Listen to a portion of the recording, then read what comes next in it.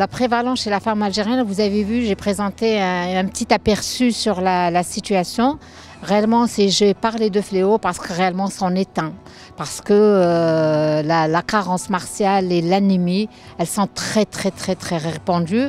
C'est vrai que nous n'avons pas particulièrement de statistiques, mais j'avais rapporté une étude qui a été faite dans l'ouest algérien et qui a retrouvé que la prévalence de l'anémie chez la femme enceinte, elle est de l'ordre de 30%, ce qui n'est pas négligeable quand même.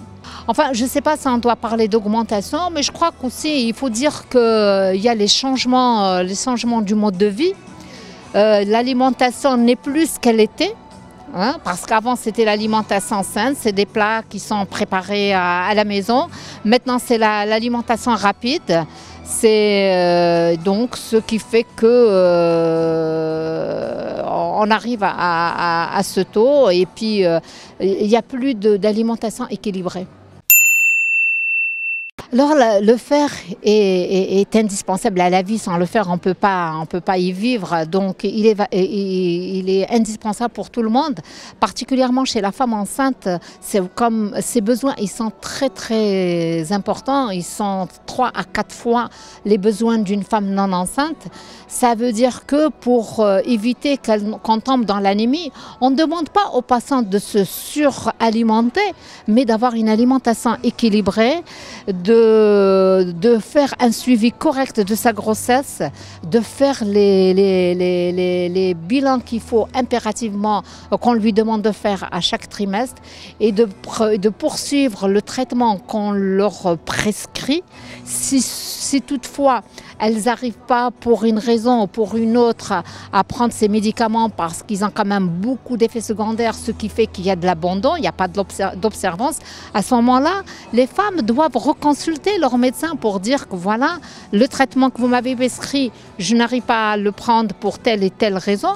Et puis le médecin, il va essayer de proposer une autre alternative, mais elle ne doit pas abandonner sa thérapeutique d'elle-même parce que finalement, elle va arriver pour l'accouchement dans un état de santé précaire avec des conséquences néfastes aussi bien sur sa santé à elle et sur la santé de son enfant. Malheureusement, moi je dirais que nous avons la chance d'avoir une médecine gratuite. Donc les femmes, elles doivent obligatoirement bénéficier de leurs 4 consultations obligatoires. Il ne faudrait pas que la femme arrive à son accouchement dans la clinique où elle doit accoucher ou à l'hôpital avec une anémie déjà installée. Parce que là, les dégâts ils sont déjà là et puis le médecin est dépourvu. C'est des femmes qui font énormément de complications et puis après quand ça tourne au drame, c'est la faute au médecin. Non, c'est pas la faute au médecin, c'est la faute à la patiente. Donc il faut impérativement que la patiente soit impliquée dans le dépistage, le traitement de son anémie. Oh, les complications, la première complication, c'est les hémorragies. Vous avez tous entendu parler des femmes qui saignent après l'accouchement. On a même observé des décès après un accouchement. Un événement heureux qui tourne au drame. C'est dramatique à cause d'une simple anémie. Les gens ignorent peut-être l'impact de ces anémies, mais souvent, l'impact pourrait être dramatique. Donc, arrêtons toujours de mettre l'index sur la prise en charge qui n'est pas adéquate, mais parce que des fois, le médecin, il est face à une situation il n'a pas tous les outils pour pouvoir répondre à l'extrême urgence. Alors l'éducation thérapeutique, donc je demande aux femmes de manger utile. Arrêtez de manger des plats cuisinés, acheter les repas préparés parce qu'ils sont dépourvus de nutriments utiles. Il faudrait que les personnes diversifient leur alimentation.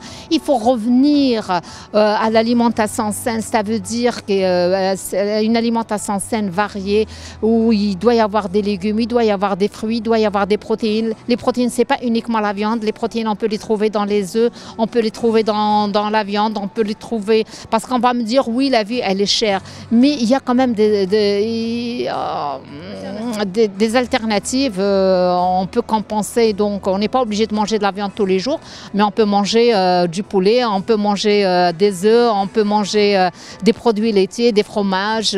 Tout ça, c'est des apports non négligeables. Et puis les légumineuses, revenons aux légumineuses. L'adès, le hamissa, l'obia, hadouma kamel. Même si l'apport en fer il est moindre par rapport au fer animal, mais ça reste quand même une source de fer qui n'est pas négligeable et qui est à la portée de tous.